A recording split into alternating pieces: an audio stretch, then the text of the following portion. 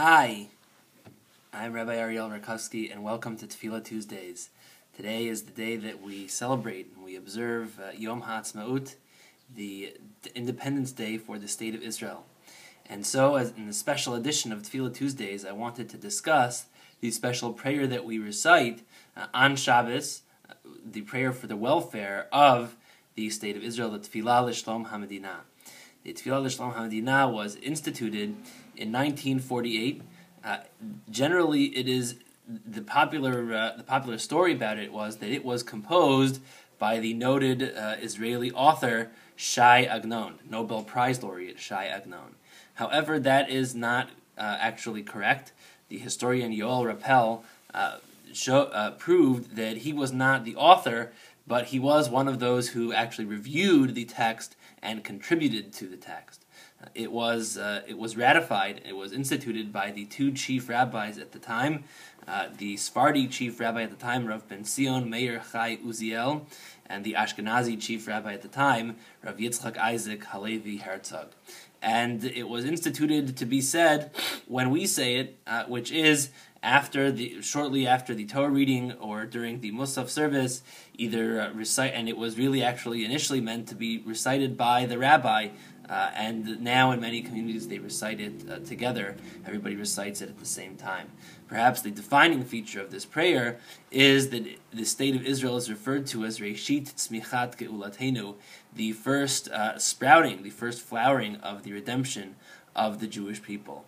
And really this speaks to the notion that the modern State of Israel really is a fulfillment, or the beginning of the fulfillment of many messianic prophecies that we see throughout the Nevi'im, throughout the prophets, including one which we referred to on Shabbos.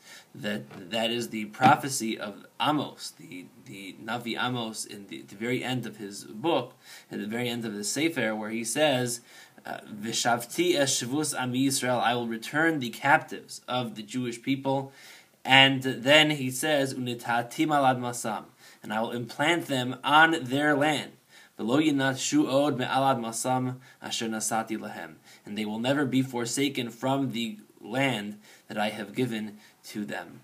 And the notion of the ingathering of exiles that the State of Israel represents, the ability for the Jewish people to have dominion over their own nation, that the State of Israel represents, that certainly is a harbinger of messianic times. That is what is known in the literature of Chazal as Atchalta de Geula, the beginning of a redemptive process. The notion of praying for the government is one that we already find in the Mishnah in Avos, in Perek Gimel, Mishnah Bet.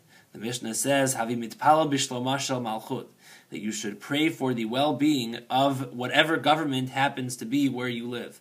Whether it is a government that is hostile to you, whether it is a government that is good to the Jews. In fact, the case could be made that one should pray for the welfare of the government even harder if that government is not good for the Jews.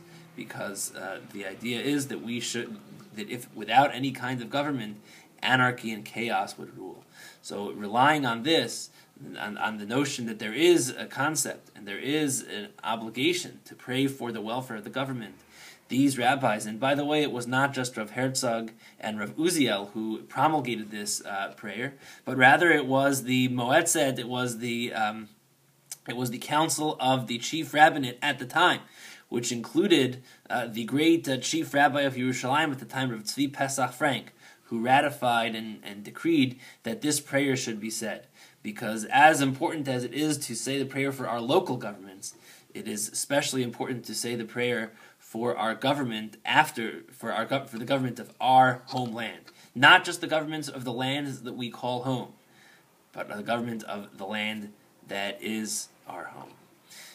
In the aftermath of the disengagement, there was a group of religious Zionists who began to stop saying the Tefillah L'Shlom HaMedina.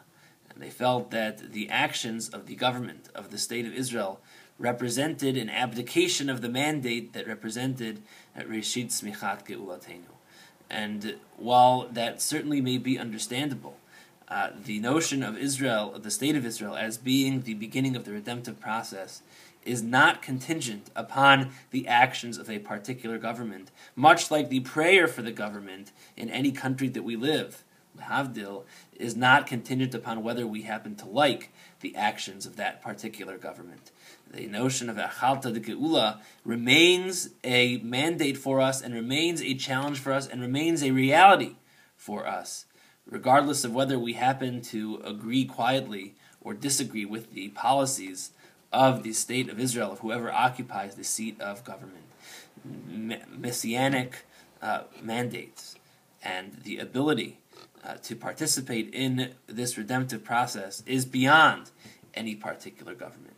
It does not have anything to do with who happens to be sitting in the Prime Minister's office.